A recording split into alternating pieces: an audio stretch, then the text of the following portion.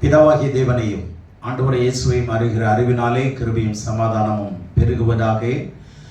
ஆண்டவர் தாமே பூர்ண சுகத்தோடும் பலத்தோடும் இந்த 11வது மாதத்தின் முதல் நாளிலே தேவன் நம்மை கொண்டு வந்தது நிமித்தம் நாம் அவருக்கு நன்றியும் சோத்திரத்தையும் துதியும் கனத்தையும் மகிமையும் செலுத்த கடமைப்பட்டிருக்கிறோம்.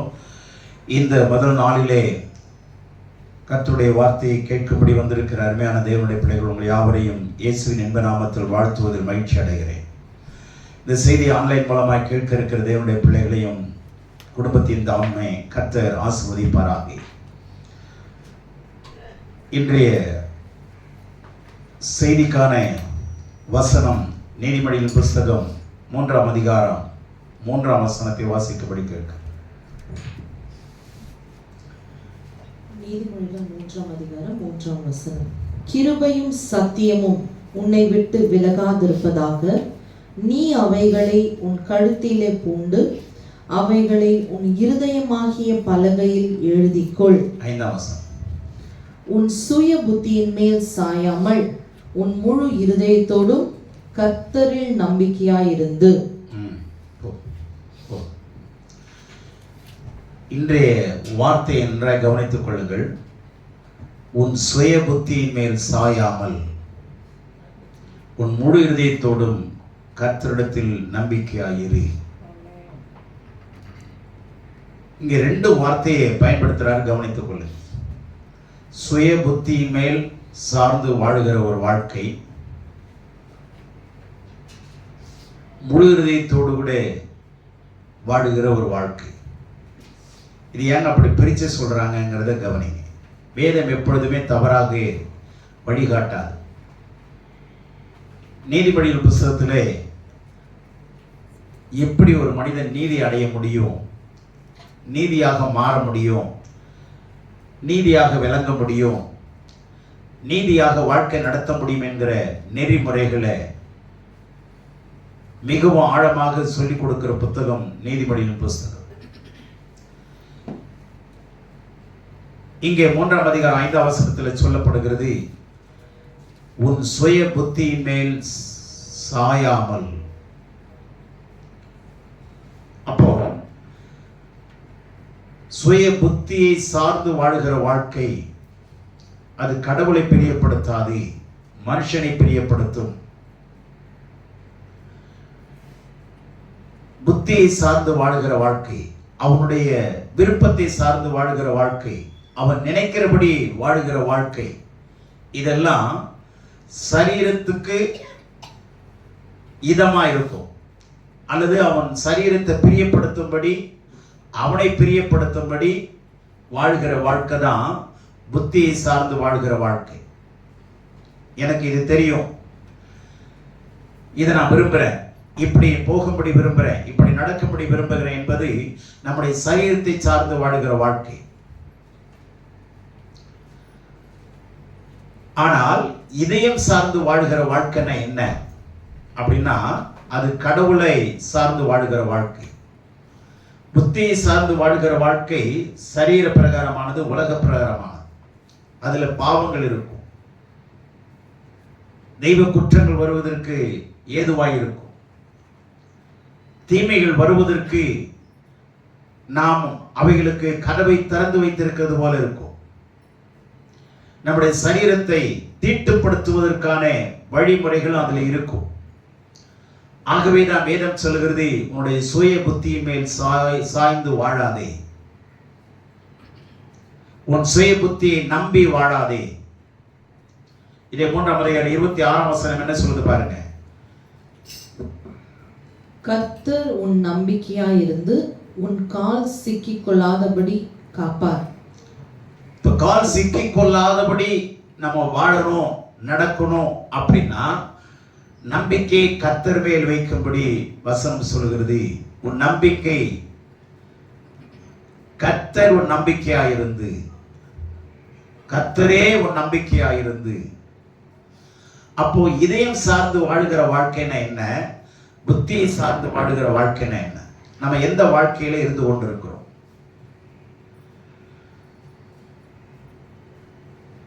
இப்போ இதயம் புத்தி இது ரெண்டையும் விளக்குற நல்லா கவனிச்சுங்க. நம்முடைய சரீரம் சார்ந்த எல்லா வேலையும் மூளை சொல்றதான் கேட்டுட்டு இருக்கிறோம். சரிங்களா? இந்த புத்திங்கிறது ஆத்மாவில் ஒரு பாட்டுங்க. இந்த இதயம் அப்படின்னாவே, இதயம் அப்படின்னு சொல்றோம்ல, இதயம்னா நம்ம ஹார்ட்டை பம்ப் பண்ற இதயம் இல்லை. வசனத்தில் சொல்லுகிறது எல்லாமே மனிதனுடைய ஆன்மாவையும் ஆவியும் குறிக்கிறது. மனிதனுடைய ஆன்மாவையும் ஆவியும் குறிக்கிறதுங்கிறத புரிந்து கொள்ளுங்கள். Man is a 3-dimensional being. மனிதன் முப்பரிமாணம் உள்ளவன். என்னென்ன பரிமாணங்கள்? ஒன்று சரீரம், இன்னொன்று ஆன்மா, இன்னொன்று ஆவி. ஆவிதான் உயிர், ஜீவன். ஆன்மாங்கிறது என்ன தெரியுங்களா? அதுதான் மிகப்பெரிய ஒரு கவர்னிங் ஏஜென்சி. என்னது, எதெல்லாம் அது கவர்ன் பண்ணுதுன்னா, நம்முடைய அறிவை, நம்முடைய உணர்வுகளை நான் தீர்மானிக்கிற திறமை. இது மூன்றையும் கையாளுவது எதுதான்? ஆத்மா. நன்றாக கவனித்துக் கொள்ளுங்கள். ஒன்றோடு ஒன்று இணைந்துள்ளது. அறிவு, புத்தி, உணர்வு, உணர்ச்சி, தீர்மானிக்கிற சக்தி, இது எல்லாமே ஆத்மாவுடைய கட்டுப்பாட்டுக்குள்ள இருக்கிறது. அதுல ஒன்றுதான் அறிவு. இதை எல்லாவற்றையும் தாண்டி இந்த ஆத்மா கடவுளோடு இணையுமானால் அங்க நமக்கு கிடைக்கிறது ஞானம். கடவுளிடத்திலிருந்து வர்றது என்னது? ஞானம். நன்றாக புரிந்து கொள்ளுங்கள். ஆகவே இந்த ஆன்மா எதை கட்டுப்பாட்டுக்குள்ள வச்சிருக்குதுன்னா, நம்முடைய அறிவையும் புத்தியையும். அறிவுனா என்ன? படிக்கிறது மூலமா, கேட்கறது மூலமா, பார்க்கறது மூலமா, அனுபவிக்கிறது மூலமா பல விதங்களில் நம்ம அறிவு அடைகிறோம். ஒரு காரியத்தை குறித்து படிக்கிறோம்னா, விவசாயத்தை பத்தி படிக்கிறோம்னா விவசாயத்தை குறித்த அறிவு, அல்லது பௌதிகத்தை பத்தி, வேதியியலை பற்றி, வேதங்களை பற்றி எதை படிக்கிறோமோ அதை குறித்த அறிவு நமக்கு வரும். அந்த அறிவை பயன்படுத்துகிற முறைக்கு தான் புத்தி. அறிவை பயன்படுத்துகிற முறை தான் புத்தி. அடுத்தது உணர்வு, உணர்ச்சி. உணர்வுனா என்ன அப்படின்னா, உணர்வுக்கு உணர்ச்சிக்கு நிறைய வித்தியாசம் இருக்குங்க. உணர்வுங்கிறது எப்பொழுதுமே தூங்காது. உணர்வுங்கிறது எப்பொழுதுமே தூங்காது. ஆனா உணர்ச்சிங்கிறது என்னன்னா, நமக்கு பசி உணர்ச்சி வருது, கோப உணர்ச்சி வருது, பலவிதமான உணர்ச்சிகள் வருது இல்லையா? அது சூழ்நிலைக்கு ஏற்றபடி மாறும். உணர்வுங்கிறது ஐம்புலன்கள். ஐம்புலன்கள், சரிங்களா? ஆகவே இந்த உணர்வுகள் எப்பொழுதுமே விழிப்பாக இருக்கும். உணர்ச்சிகள் சூழ்நிலைக்கு ஏற்றபடி மாறிக்கொண்டே இருப்பதுதான் உணர்ச்சி. சரிங்களா? அடுத்ததாக தீர்மானிக்கிற சக்தி. இது எல்லாமே ஆத்மாக்குள்ள இருக்கு. ஆனா இது எல்லாத்தையும் விட்டுட்டு நம்ம அறிவை மாத்திரம் எடுத்துக்கிட்டோம் அப்படின்னா, அறிவை சார்ந்துதான் நம்முடைய உணர்வுகள், உணர்ச்சிகள் எல்லாமே வேலை செய்ய ஆரம்பிச்சிடும். ஆனா நீங்க ஆன்மா ரீதியாக, ஆன்மீகம்னாவே என்ன அர்த்தங்க? கடவுள் பக்தி உள்ளவன், அப்படிதான் அர்த்தம். அந்த அர்த்தத்துக்கு போறேன். இப்ப ஆன்மீகம் உள்ளவன், ஆன்மீக வாழ்க்கை நடத்துகிறார் சொல்றோம்ல, அவர் இப்ப ஆன்மீகத்துக்கு போயிட்டாருங்க, ஆன்மீகத்துக்கு போயிட்டாரு அப்படின்னு சொல்றேன்ல. Praise the Lord. அப்போ ஆன்மீகம்ங்கிறது கடவுளோடு கூட இணைகிற ஒரு முறை, பக்தி வாழ்க்கை. அந்த பக்தி வாழ்க்கை ஒரு மனுஷன் வர்றாங்கன்னா புத்தியை சார்ந்து வரக்கூடாது, அறிவை சார்ந்து வரக்கூடாது. அதனாலதான் வேதம் சொல்லுது, சுய புத்தியின் மேல் சாயாமல்.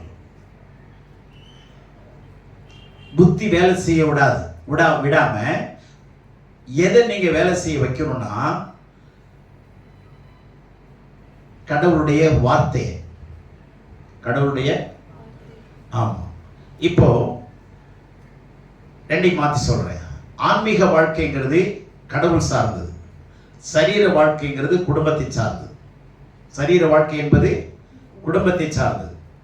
உணர்வுகள், உணர்ச்சிகள், கோபங்கள் அல்லது அன்பு, ஆதரவு எல்லாமே குடும்பத்தில் காட்டுறோம். இது குடும்ப அளவில் சரியாயிடும். ஆனா ஒரு மனுஷன் ஆண்டவரை ஏற்றுக்கொண்டு சபைக்குள்ள வரும்பொழுது சரீரத்தை விட்டுட்டு, சரீரத்துக்கு ஏதுவான காரியங்கள்லாம் விட்டுட்டு எதுக்கு வரணும்னா ஆன்மீக காரியத்துக்குள்ள வரணும். அப்போ ஆன்மீகம் அப்படி என்பது ஒரு தனி வழி, வித்தியாசமான வழி. சரீரத்துக்கு எப்படி ஆகாரம் முக்கியமோ அதே மாதிரி ஒரு மனிதனுடைய ஆன்மீக வாழ்க்கைக்கு அவன் தொடர்ந்து அந்த ஆன்மீகத்தில் உயிராக இருக்கணும், தொடர்ந்து அந்த ஆன்மீகத்தில் வளரணும்னா கடவுளுடைய வார்த்தை தவிர வேறு ஒரு வழியே கிடையாது.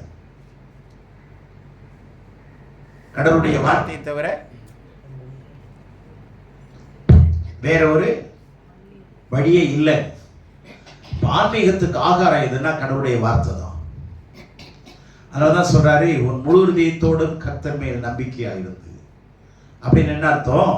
முழு உள்ளத்தோடு, முழு உணர்வோடு, முழு உணர்ச்சியோடு கூட, முழு சிந்தனையோடு கூட, முழு பலத்தோடு கூட, தீர்மானிக்கிற சக்தியோடு கூட நீங்க கடவுளிடத்தில் நெருங்கி வாங்க. அல்லேலூயா. ஆகவே இதயம் சார்ந்த அல்லது ஆன்மீகம் சார்ந்த வாழ்க்கை தான் பக்தி உள்ள வாழ்க்கை.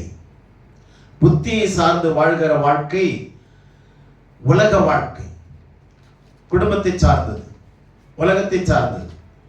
அதனால தேவனை பிரியப்படுத்த முடியாது. அதனால நம்முடைய ஆன்மாவை சுத்தமாகவும் வைத்துக் கொள்ளவும் முடியாது, சுத்த வாழ்க்கையும் செய்ய முடியாது. ஆண்டவரை ஏற்றுக்கொண்டு ஒரு மனுஷன் சபைக்குள்ள வந்துட்டாங்கன்னா கடவுளுடைய சத்தத்தை கேட்க பழகும். கடவுளுடைய ஆமா, நீங்க கடவுளுடைய சத்தத்தை கேட்க பழகிட்டீங்கன்னா நீங்க முன்னாடி இருந்த வாழ்க்கை மாதிரி கண்டிப்பா இருக்கவே இருக்காது. உங்க வார்த்தையில, பேச்சுல, நடக்கையில எல்லாத்திலுமே ஒரு பெரிய மாற்றம் காணப்படும். முன்னாடியெல்லாம் இவர் கோவப்படுவார். முன்னாடியெல்லாம் கோவப்பட்டா என்ன நடக்கும்னு தெரியாது. ஆனா இப்போ யார் அடிச்சாலும் என்ன செய்யறாரு? வாங்கிக்கிறாரு, பொறுமையா இருக்கிறாரு. எப்படிங்கிறது? ஏன்னா கடவுளுடைய வார்த்தை நம்மளை என்ன உருவாக்கும். சபை என்பது கடவுள் வைத்திருக்கிற ஒரு உருவாக்கப்படுகிற ஒரு ட்ரைனிங் சென்டருங்க. எதை? ஆன்மாவை உருவாக்கப்படும். இந்த ஆன்மாக்குள்ளதான் நம்முடைய சகல குணங்களும் மறைஞ்சிருக்கு. பழைய சுபாவங்கள்லாம் மறைஞ்சிருக்கு, பாவ சுபாவம் மறைஞ்சிருக்கு. எல்லாமே இந்த ஆன்மாக்குள்ளதான் ரெக்கார்ட் ஆயிருக்கு. எப்படி ஒரு ஃப்ளைட்ல பிளாக் பாக்ஸ் ஒன்று இருக்கும், அதுல பைலட் இருமுனாலும் அதுல இருக்கும். பைலட் என்ன சொல்றாரு எல்லாமே ரெக்கார்ட் ஆகும். சரிங்களா? அது எங்க போய் விழுந்தாலும் இந்த பிளாக் பாக்ஸை கண்டுபிடிச்சிருவாங்க. அது மாதிரிதான் ஆன்மா. மனிதனுடைய ஆன்மா அழியாது, சரீரம் அழிஞ்சிடும். ஆனா அழியாது இதுதான். அதை வச்சுதான், அதுலதான் எல்லாமே நம்ம செய்யறது, நம்ம பேசுறது எல்லாமே ரெக்கார்ட் ஆகும். அதை வச்சுதான் கடவுள் நியாயந்திருப்பான். அதனாலதான் அது அழியாது. மிருகங்களுக்கு அப்படி கிடையாது. மிருகங்கள் சாகும் பொழுது அது ஆவி, ஆத்மா எல்லாமே செத்து போயிடும், அழிஞ்சிடும். ஆனா மனிதனுடைய ஆன்மா அழியவே அழியாது. அதனாலதான் நாம நியாயத்தீர்ப்பு ஏதுவா இருக்கிறதுனால, நியாயத்தீர்ப்பு என்று ஒன்று இருக்கிறதுனால நம்ம ஆத்மாவை கடவுளோடு இணைச்சி கொண்டு போக பழகணும். அப்ப கடவுளோடு இணைச்சி போகணும்னா எதோட இணையணும்? கடவுளுடைய வார்த்தையோட இணையணும். கடவுளுடைய வார்த்தையோட இணையணும்.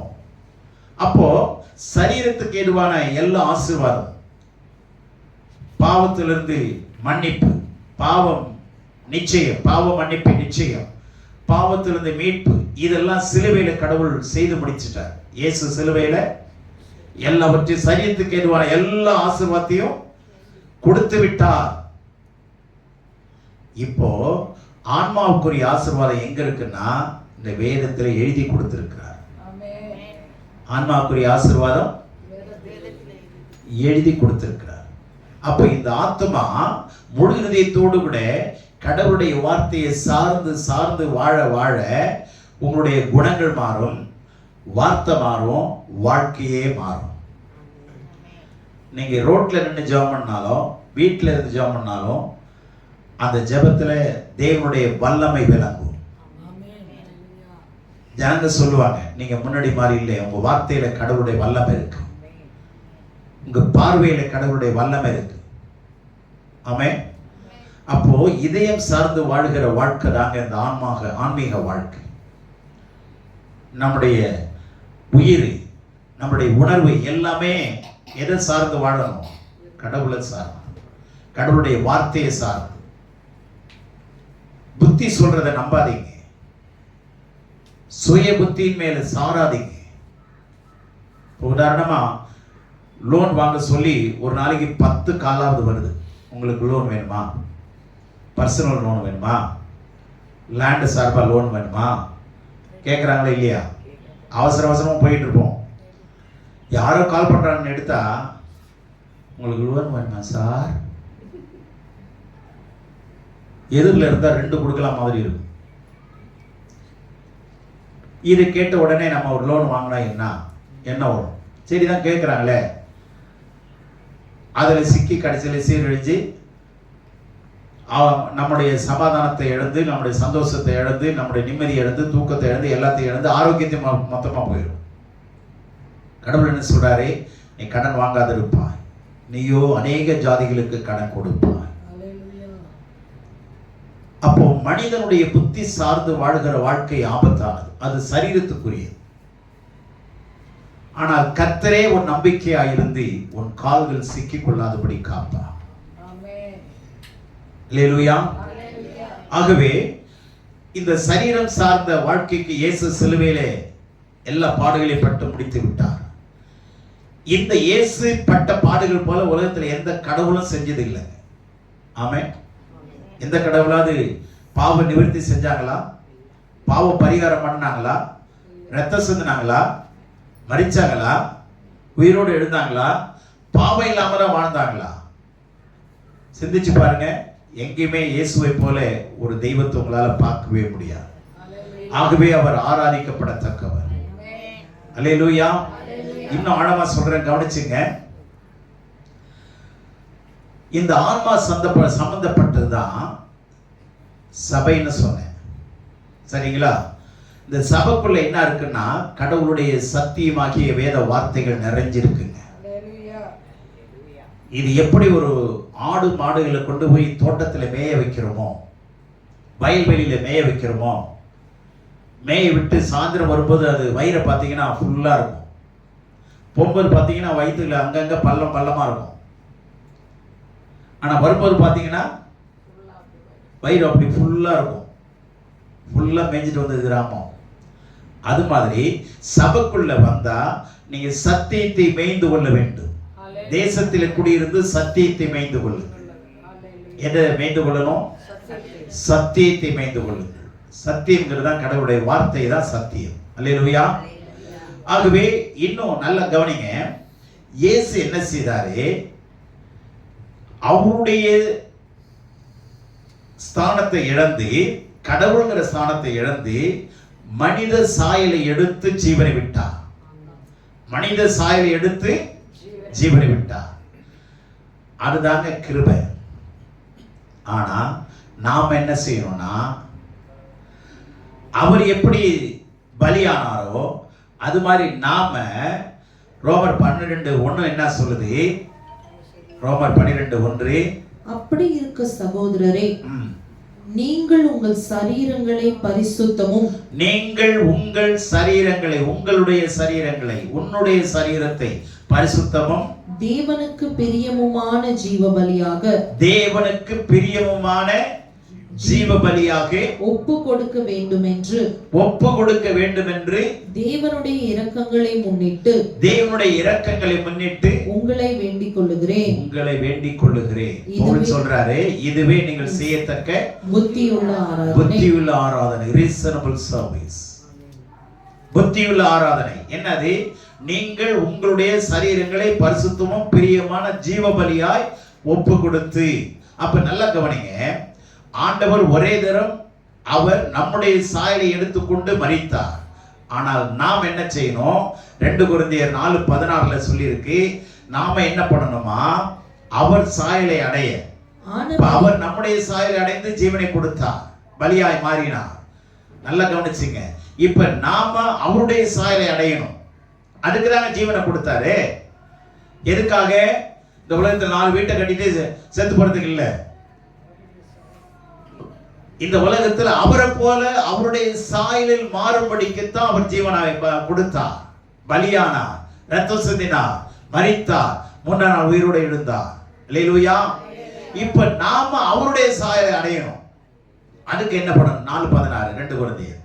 ஆனபடியினாலே நாங்கள் சோர்ந்து போகிறதில்லை. எங்கள் புறம்பான மனுஷனானது அழிந்தும் எங்கள் புறம்பான மனுஷனானது அழிந்தும் உள்ளான மனுஷனானது நாளுக்கு நாள் புதிதாக்கப்படுகிறது. கவனிங்க. புறம்பான மனுஷன், உள்ளான மனுஷன். இந்த புறம்பான மனுஷன் தான் சரீரம். External man is nothing but our body. புரிஞ்சுக்கிட்டீங்களா? உள்ளான மனுஷன் தான் இந்த ஆன்மா, ஆவி எல்லாம். புரிஞ்சதா? Inner man. அப்போ புறம்பான மனுஷன் அழியணும்னா என்ன அர்த்தம்னா, மாம்சத்துக்குரிய சிந்தனை, உலகத்துக்குரிய கவலை, ஐஸ்வர்யத்தை குறித்த கவலை, ஐயோ இது வாங்கலையே, நிலம் இல்லையே, வீடு இல்லையே, இது குறித்ததான உலக பிரகாரமான சிந்தனையும் கவலையும் போராட்டமும், இதெல்லாம் அழியணும். இத புறம்பான மனுஷன். இந்த எண்ணங்கள், இந்த ஆசைகள், இச்சைகள் என்ன பண்ணணும்? அழியணும். அப்போ உள்ளான மனுஷன் நாளுக்கு நாள் என்ன பண்ணணும்? புதிதாக்கப்படணும். அப்போ புறம்பான மனுஷன் நாளுக்கு நாள் அழியணும். அப்படின்னு என்ன? நம்முடைய எண்ணங்கள், நம்முடைய விருப்பங்கள், நம்முடைய ஆசைகள், நம்முடைய இச்சைகள், இதெல்லாம் நாளுக்கு நாள் என்ன பண்ணணும்? டே பை டே என்ன பண்ணிட்டே இருக்கணுமா? இதெல்லாம் சாகடிச்சுக்கிட்டே இருக்கணும். எனக்குள்ள இருக்கிற பொல்லாத சிந்தனையே விலகு, என்னை கரைப்படுத்தபடி வந்திருக்கிற இச்சையே விலகு. இப்படி நாம புறம்பான மனுஷனுடைய விருப்பங்களை அழித்து உள்ளான மனுஷனை நாளுக்கு நாள் புதிதாக்கணும். நாளுக்கு நாள், ஆமா, day by day it has to be, mind has to be renewed. உங்களுடைய மனசு எதனால மாற்றப்படணும்? தேவனுடைய வார்த்தையினால. சபைக்குள்ள வந்து கர்த்தருடைய வார்த்தையை கேட்கறதுனால உங்களுடைய ஆன்மா என்ன ஆகணும்? டிரான்ஸ்ஃபார்மேஷன் ஆகணும். மனசு மறுரூபமாக்கப்பட வேண்டும், புதிதாக்கப்பட வேண்டும். Mind has to be renewed according to the word of God, according to the will of God. தேவனுடைய சித்தத்தின்படி, தேவனுடைய வார்த்தையின்படி உங்களுடைய ஆன்மா என்ன ஆகணும்? புதிதாக்கப்படணும். அப்ப படசல என்ன ஆகணும்? ஒழியணும். பழைய நண்பர்களை தேடி ஓடக்கூடாது, பழைய இடத்துக்கு நம்ம போகக்கூடாது, பாவிகளுடைய வழியில் இல்லாமலும், பரியாசக்காரர் உட்காரும் இடத்தில் உட்காராமலும், துன்மார்க்கருடைய ஆலோசனையில் நடவாமலும், கர்த்தருடைய வேதத்தில் பிரியமாயிருங்க, இரப்பகலும் அவருடைய வேதத்தில் தியானமாயிருங்க. அப்ப நீங்க நீர்க்காலில் ஓரமாய் நடப்பட்டு தன் காலத்தில் தன் கனியை தந்து இலையுதிராதிருக்கிற மரத்தை போல் இருப்பான். அவன் செய்வதெல்லாம் வாய்க்கும். Whatever he does, it shall be prospered. Amen. Hallelujah. அப்போ ஆன்மாவை கர்த்தருடைய சத்தியத்துக்குள்ள நிலைநிறுத்த பாருங்க. நம்முடைய சாயல் அவர் எடுத்து அவர் ஜீவபலி ஆயிட்டார். அவர் முடிச்சிட்டார் அவர் வேலையை. இப்ப நம்ம என்ன பண்ணணும்? நம்ம சரீரத்தை கொன்று ஜீவபலியா கடவுளுக்கு கொடுத்து அவர் சாயலை அடையும். புரிஞ்சிச்சா? வயசு வருஷாவா? புரிஞ்சிச்சா? அவர் நம்முடைய சாயல் எடுத்துக்கிட்டாரு. அவர் நமக்காக பாவமானார், நமக்காக பலியானார், நமக்காக மரித்தார், திருப்பி உயிர்த்தார். அது ஒன்று. ஆனா அதே மாதிரி நாம என்ன பண்ணோம்? அவர் சாயல் அடையிறதுக்கு, அவருடைய ஸ்வாபத்தை பெற்றுக்கொள்றதுக்கு, அவரை போல வாழ்றதுக்கு. இயேசு உலகத்துல வந்து என்ன பண்ணாரு? பாவம் பண்ணாரா? நன்மை செய்கிறவராக கிராமங்கள் தோறும் பட்டணங்கள் தோறும் சுற்றி நடந்தார். அவரிடத்தில் எல்லளவும் பாவம் இல்லை. ஆமென். அப்ப அவருடைய சாயலில் நாம் மாற்றப்படணும், அவருடைய சாயலுக்கு ஒப்பாக நாம மாறணும். இதாங்க அல்டிமேட் எய்ம். அப்ப அவருடைய சாயலுக்கு நம்ம வர முடியுமா முடியாதா? முடியும். எப்பன்னா கடவுளுடைய சத்தியத்துக்கு நம்ம சார்ந்து வாழும்போது. அல்லேலூயா. அப்ப அவர் ஒரே தரம் மரித்தார், ஆனா நம்ம டெய்லி மரிக்கணும். டெய்லி. ஏன்னா ஒவ்வொரு நாளும் ஒவ்வொரு விதமான பிரச்சனைகள் நம்ம சந்திக்க வேண்டியது. பாவத்துக்கு என்ன பண்ணணும்? பாவத்துக்கு தினந்தோறும் நாம் சாக வேண்டும். எந்த இடத்துல நம்ம சாகணுமோ அந்த இடத்துல சாகணும். நம்ம மாம்சத்தை என்ன பண்ணக்கூடாது? என்ன பண்ணக்கூடாது? இடம் கொடுக்காதீங்க. மாம்சத்துக்கு என்ன பண்ணக்கூடாது? இடம் கொடுக்காதீங்க.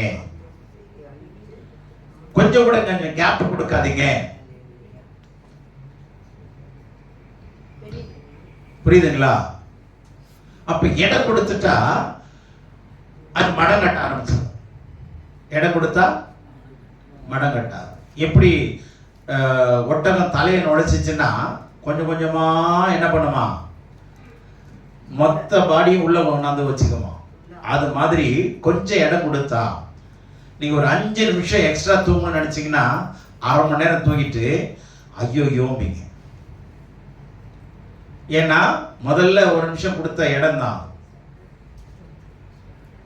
புரியுதா உங்களுக்கு? பஸ் போயிடும், ஆராதனை பாதி போயிடும். காரணம் என்ன? சரீரத்துக்கு கொஞ்சம் சுகம் கேட்டுச்சு. சரீரத்துக்கு கொஞ்சம் சுகம் கேட்கும்.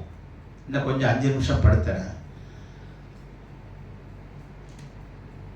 இப்படி நம்முடைய சரீரத்துக்கு இடம் கொடுக்காம, மாம்சத்துக்கு இடம் கொடுக்காம, நம்ம தினந்தோறும் பாவத்துக்கு செத்து அவருடைய சாயலை தரித்துக் கொள்வர்களாய் இருக்க வேண்டும். அவருடைய சாயலை என்ன பண்ணணும்? ஆமாங்க, அதுதாங்க சத்தியம் சொல்லி தருது. ஆகவே நல்ல கவனிங்க, நம்ம சரீரத்தில் வாழுகிறோம். நல்ல கவனிங்க, 3 விதமான வாழ்க்கை மனுஷனுக்கு இருக்குங்கிறத மறந்துடாதீங்க. ஒன்று தண்ணியில வாழுகிறது, இன்னொன்று காற்றுல வாழுகிறது, இன்னொன்று ஆவியில வாழுகிறது. இப்ப தண்ணியில வாழுகிறதுன்னு எங்க வாழ்க்கை? தாயின் கற்பத்துல தண்ணியில வாழ்ந்தோமா 10 மாசம். அங்க காத்து இருக்கா? சுவாசிக்க வேண்டிய அவசியம் இல்லைங்க. அதெல்லாம் அற்புதமானது. எப்படி பாருங்க, காத்தே இல்லாம அங்க 10 மாசம் காத்தே இல்லாம வாழ முடியுதுங்க. தண்ணிக்குள்ளே சுத்திக்கிட்டு கிடக்குது இல்ல? எவ்வளவு அற்புதமான விஷயம். ஆனா பிறந்த அடுத்த செகண்ட் வீணு கத்துது. எதுக்கு? மூக்கு காத்து போய் உள்ள தள்ளுது, லங்ஸ் இழுக்குது. அந்த நேரம் பார்த்து கத்துது. கத்துனோடனே ஓப்பன் ஆயிடுது. அதுக்குதான் குழந்தைங்க பிறந்தோடனே கத்தணுங்கிறது. அந்த நாசல் என்ன ஆகுது? ஓப்பன் ஆயிடுது. அடுத்த செகண்ட் காற்று உள்ள போகுதுங்க, ஃபிராக்ஷன் செகண்ட்ல. அப்ப அதுல இருந்து காத்துல வாழதான் கத்துக்குதா? காத்துல வாழ என்ன ட்ரைனிங்கா கொடுக்குறாங்க? காத்துல வாழ ட்ரைனிங் கொடுக்குறாங்களா? இல்லையே. மீன் குஞ்சு போட்டோன்னா அந்த குஞ்சு உடனே ட்ரைனிங் எடுத்துக்கிட்டு நீந்துதா? பாருங்களேன் என்ன அழகா நீந்தது. சொல்லிக் கொடுக்க தேவையில்லைல்ல. ஆண்டவருடைய சிருஷ்டிப்பை பாருங்க. வெளியில வந்தாலும் காத்துல வாழ கத்துக்கிறோம். மரிச்ச உடனே கடவுள் ஆவியா இருக்கிறார். ஆவியான கடவுளோடு நாம ஆவியில வாழ போறோம். இப்ப தண்ணியில வாழ்ந்தது நிச்சயம் தானே. யாரும் தப்புன்னு மறுக்க முடியுமா? அதெல்லாம் இல்லைங்க. தண்ணியில எல்லாம் வாழலைங்க. சொல்ல முடியுமா? யாராவது கடவுள் இல்லைன்னு சொல்றவங்க கூட என்ன பண்ண முடியாது? மறுக்க முடியாதுல்ல. என்ன சார், மறுக்க முடியுமா? லிக்விட் இருந்துதானே ஆகணும். கடவுள் இல்லைன்னு சொல்றவங்க இதை மறுக்கவே முடியாதுங்க. இல்ல நான் கற்பத்துல எல்லாம் இல்லை, நான் சொர்க்கத்துல இருந்து வந்தேன்னு சொல்ல முடியுமா? இல்ல. அப்போ இந்த உண்மையை மறுக்க முடியாது. இதெல்லாம் கடவுளுடைய சிருஷ்டிப்பு அபாரமானது, புத்திக்கு எட்டாதது. அங்கிருந்து பிறந்த உடனே காற்றுல வாழ ஆரம்பிக்கிறான். அந்த காற்று தாங்க என்னது? கடவுளுடைய சத்தியம். ஆமென். நீங்க சத்தியத்துல வாழ ஆரம்பிங்க. தேவனுடைய வார்த்தை ஆவியா இருக்குது. ஆவியா இருக்குது வசனம் சொல்லுதா? கடவுளுடைய வார்த்தை எப்படி இருக்கு? இந்த காற்றுக்கு இணையா சொல்லுதா? அப்போ ஆத்மாவுக்கு எது தேவை? பிறக்கிற 4 பிறந்த நாள் கொண்டாடும் போதெல்லாம் என்ன பாடுறோம்? பிரியமானவனே உன் ஆத்துமா வாழ்வது போல் சொல்றமா? நீ எல்லாவற்றிலும் வாழ்ந்து குண்டாயிரு. அப்படியா சொல்றாங்க? அப்போ எது வாழ்ந்தா? ஆத்மா வாழ்ந்தா உன் சரீரம் வாழும். ஆமென். அங்கே ஆத்மாவை மையப்படுத்தி சொல்றாரா இல்லையா? உன் ஆத்மா வாழ்கிறது போல நீ எல்லாவற்றிலும் வாழ்ந்து சுகமாயிரு. அப்போ உங்க ஆத்மா கடவுளோடு சேர்ந்து வாழ கத்துக்குச்சுன்னா உங்களோட சரீரமும் சுகமா இருக்கும், உங்க சரீரமும் வாழும், உங்க பாடியில எந்த பிரச்சனையும் வராதுங்க. ஒத்த தலைவலி, ரெட்ட தலைவலி, கைகால் குடைச்சல், பித்தம், வாந்தி, வரிசையா அடுக்குவான் பார்த்தீங்களா? இது ஒண்ணு கூட வராது. ஏன்னா உள்ள யாரு?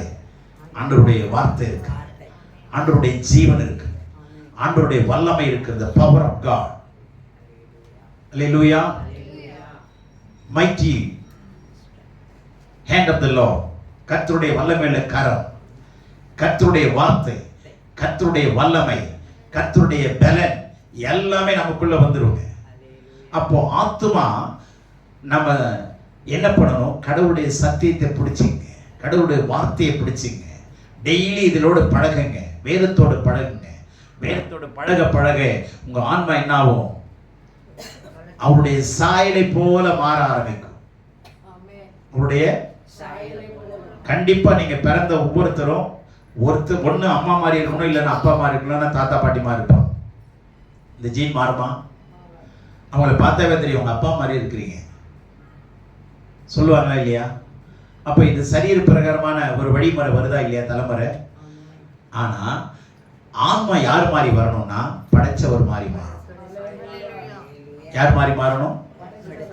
நம்ம படைச்ச அப்பா அவர் மாதிரி, அவருடைய சாயலுக்குள்ள நம்ம மாறணும். அது மாறணும்னா உங்க சரீரத்தை அடக்கி ஒடுக்கணுங்க. உங்க சரீரத்தை, உங்க சரீரம் பக்கத்துல படுத்துருக்குன்னு வச்சுங்களேன். உதாரணத்துக்கு நீங்க ஒரு பக்கம் படுத்துறீங்க, உங்க சரீரம் பக்கத்துல படுத்துருக்குன்னு வச்சுங்க. உதாரணத்துக்கு சொல்றேன். நீங்க ஆத்மாவில் படுத்துருக்கிறீங்க, சரீரம் பக்கத்துல ஒண்ணு வச்சு ஏந்திர 5 மணிக்கெல்லாம் ஏந்திரன்னு சொல்லுவோமா இல்லையா? பக்கத்துல படுத்துருக்காங்க, பக்கத்துல படுத்திருக்கிற மாதிரி ஒரு அசம்ஷன், ஒரு வியூகம். 5 மணி தாண்டி தூங்குதுன்னா ஒண்ணு ஒப்பமா இல்லையா? புரியுதா உங்களுக்கு? அது மாதிரி சரீரத்தை அடக்கி ஒடுக்கி கடவுளுடைய வார்த்தை சொல்லுது, ஒழுங்கா எழுந்திரி, ஒழுங்கா வந்து சேரு. சொல்றோம்ல ஃப்ரெண்ட்ஸ், டேய் வந்து சேர்றா, பஸ் கிளம்ப போகுது, உரிமையா கூப்பிடுவோமா இல்லையா? அது மாதிரி உங்க சரீரத்தை கடவுளுடைய வார்த்தையை வச்சு கட்டளை கொடுங்க. கடவுளுடைய வார்த்தையை வச்சு என்ன பண்ணணும்? கட்டளை கொடுங்க. ஒரு வேலைக்காரனை வேலை வாங்குற மாதிரி உங்களுடைய சரீரத்துக்கு கட்டளை கொடுங்க. Body, you body, body of mind, be happy always, be strong in Christ always. கடவுளுக்குள்ள நீ கிறிஸ்துவுக்குள்ள உண்மை நீ பலத்தோடு இரு, எப்பொழுது ஆக்டிவா இரு, சுகமாயிரு. நீ எனக்கு பிரச்சனையா இருக்காது. ஆத்மாவுக்கு பிரச்சனையா அவங்க சரீரம் தாங்க. உங்க ஆன்மாவுக்கு எதிரியே யாரு தான்? அவங்கவுங்க பாடி தான், அவங்களுடைய சரீரம் தான்.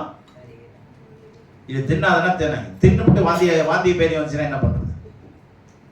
தெரியாம தின்ட்டாங்க. ஏன் தின்னாம இருந்தாங்கன்னா கட்டுப்படுத்த முடியல.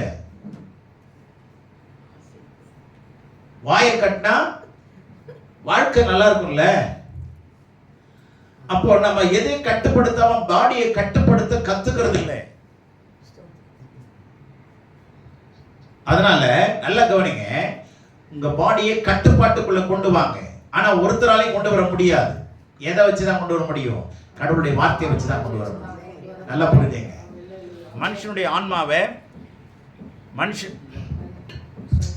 மனுஷனுடைய ஆன்மாவை ஒரு மனுஷன் கட்டுப்படுத்த முடியாதுன்னு வேதம் சொல்லுது. ஆனா எப்படி கட்டுப்படுத்த முடியும்னா கடவுளுடைய வார்த்தையை கொண்டு. ஏன்னா கடவுளுடைய வார்த்தையில கடவுளுடைய வல்லமை இருக்கு, அவருடைய வார்த்தையில கடவுளுடைய ஜீவன் இருக்கு, அவருடைய வார்த்தையில அவருடைய மகிமை இருக்கு. விடுதலையாக்குகிற வல்லமை, ஆரோக்கியப்படுத்துகிற வல்லமை, பலப்படுத்துகிற வல்லமை, திடப்படுத்துகிற வல்லமை, உறுதியாய் நிலைப்படுத்துகிற வல்லமை, இங்கு அங்கு ஓடாமல் இருக்கிற ஸ்திரமான திடமான வல்லமை கடவுளுடைய வார்த்தையில் இருக்கு. கடவுளுடைய வார்த்தையை நேசிங்க. They have great peace that love thy law. உம்முடைய கட்டளைகளை நேசிக்கிறவர்களுக்கு மிகுந்த சமாதானம். They will not stumble at all. அவர்கள் இடரவே மாட்டாங்க. வாழ்க்கையில தடுமாற்றம் வராது, இடர மாட்டாங்க. எத்தனை நண்பர்கள் வந்து கூப்பிடட்டும், எவ்வளவு ஆயிரங்கள் வரட்டுங்க, முன்னாடி மாதிரி என் மைண்ட் மாறாது. பணம் வந்தோடனே மனம் மாறிடும். பணம் வந்தோடனே மனம் மாறிடும். மனம் மாறினோடனே குணம் மாறிடும். அதுக்கப்புறம் ஜனங்களும் மாறிடுவாங்க. அப்படி அப்பா சாமி என் வீட்டுக்கு வராது, வந்தா நல்லபடியா வா. ஜனமும் சேர்க்காது. பணத்தை குறித்து கவனமாயிருங்க. பணம் எப்பொழுது கடவுளுடைய பாரத்தில் வச்சிருங்க. ஆண்டவரே இது உங்களுடையது, நீங்க கொடுத்த பணம், இதை நான் ஒழுங்கா செலவு பண்ண எனக்கு புத்தி தாங்க ஆண்டவரே. உங்களுடைய புத்தி மாறணும். அப்படி மாறலன்னா நீங்க சபைக்குள்ள வந்து ஆண்டவருடைய வார்த்தையை சரியா கேட்கலன்னு அர்த்தம். ரோமர் 12:2 நீங்க வீட்டுல போய் படிச்சு பாருங்க. இந்த உலகத்துக்கு ஒத்த வேஷம் தெரியாமல் ஆண்டவருடைய பிரியமும் சித்தமும் இன்னதென்று பகுத்தறியத்தக்கதா உங்களுடைய மனம் புதிதாகிறதுனாலே மறுரூபமாக உங்களுடைய மனம், ஆமா, அங்க ரெனிவல் ஆஃப் மைண்ட், மனம் புதிதாகிறதுனாலே. உங்க மனசை புதிதாக்கும்னா கடவுளுடைய வார்த்தையை வச்சுதான் புதிதாக்கவும் முடியும், புனிதமாக்கவும் முடியும். புதிதாக்கவும் முடியும், சொல்லுங்க, புதிதாக்கவும் முடியும், புனிதமாக்கவும் முடியும். வார்த்தை, கடவுளுடைய வார்த்தை இல்லாம புனிதா மாறவும் மாறாது, புனிதமாகவும் மாறாது. அப்போ நம்ம சபைக்கு வந்துட்டு இருக்கிறோம்னா ஏமாத்திட்டு இருக்கிறோம், நடிச்சிட்டு இருக்கிறோம், மறைச்சி வாழ்ந்து கொண்டு இருக்கோம்னு அர்த்தம். கர்த்தருடைய வார்த்தைக்கு முன்னாடி கண்டிப்பா பாவம் நிக்கவே நிக்காது. கர்த்தருடைய வார்த்தைக்கு முன்னாடி நிக்கவே நிக்காது. அதனால சுய புத்தியின் மேல என்ன பண்ணக்கூடாது, சாய்ந்து வாழாதீங்க. இந்த மாதத்தினுடைய கட்டளை அதுதான். Don't rely on your own desire. Amen. Own understanding. உங்க புத்தியின் மேல சாய்ந்து வாழாதீங்க, சார்ந்து வாழாதீங்க. உங்க முழு இருதயத்தோட கர்த்தரை சார்ந்திருங்க. கர்த்தர் என் பலனானவர், கர்த்தர் என் பலனானவர். God is my strength. God is on my side. கர்த்தர் பட்சத்தில் இருக்கிறார், நான் பயப்படேன். மனுஷன் எனக்கு நிச்சயம். ஆகவே அவர் மரித்ததுதான் கிருபை. நாம் அவருக்காக ஜீவபலி ஆவதுதான் சத்தியம். அவர் நமக்காக மரித்தது கிருபை. அவருக்காக நாம் தினந்தோறும் ஜீவபலியாய் மாறுவதுதான் சத்தியம். அல்லேலூயா. ஆகவே நாம் சரீரத்தின்படி வாழ்ந்தால் ஆன்மீக வாழ்க்கையை தள்ளிவிடுவோம். ஆனால் ஆன்மீக வாழ்க்கைக்குள்ளே போவோமானால் சரீர வாழ்க்கைக்கு முக்கியத்துவம் கொடுக்க மாட்டோம். சரீர வாழ்க்கைக்கு சொல்லுங்க, உங்க சரீர வாழ்க்கைக்கு முக்கியத்துவம் கொடுத்தீங்கன்னா இன்னும் கற்பத்தில் இருக்கிறீங்கன்னு அர்த்தம். சரீர வாழ்க்கையை வெறுத்து ஆன்மீக வாழ்க்கைக்குள்ள வந்தீங்கன்னா காற்றுல வாழ ஆரம்பிச்சிட்டீங்கன்னு அர்த்தம். ஆமென். இல்லைங்க, நான் தவளை மாதிரிங்க, தண்ணிக்குள்ளேயும் இருப்பேன், வெளியிலையும் இருப்பேன். மீன் அப்படி இருக்காதுல்ல, வெளியில துடிச்சு 4 துடியில செத்து போயிடும். ஆனா தவளை என்ன பண்ணும், தண்ணிலையும் வாழ தெரியும், தரையிலையும் வாழ தெரியும். அப்ப நம்ம சபைக்குள்ள வந்தா ஸ்தோத்திரம், வெளியில போனா வாழ்க வளம். வணக்கம் சார், சரிங்களா? லைஃப் ஸ்டைலே கம்ப்ளீட்டா மாறிடும். என்னடா இப்படி இருக்கிற, அந்தந்த இடத்துக்கு வந்து அப்படி இப்படி மாறிக்க வேண்டியதுதான். இடத்துக்கு ஏத்த மாதிரி என்ன பண்ணிக்கணும் சொல்றாங்கல்ல, அதெல்லாம் அப்படிதான். அப்படி இருந்தா தானே வாழ முடியும். நீ ஒரே மாதிரி இருந்தேன்னா உன் கூட எவனும் சேர மாட்டான்டா சொல்றாங்கல்ல. ஜனம் சேர்ந்தா நமக்கு பிரச்சனை தான். புரிஞ்சதா? ஜனம் எப்போ கூடுதோ அப்ப எல்லாம் அங்கெல்லாம் பிரச்சனை வரும். வந்துச்சா இல்லையா? என்ன பண்ணக்கூடாது, சாயக்கூடாது. கர்த்தர் மேல சார்ந்து வாழ்வோம். கர்த்தர் நம்மை ஆசீர்வதிப்பார். ஆமென்.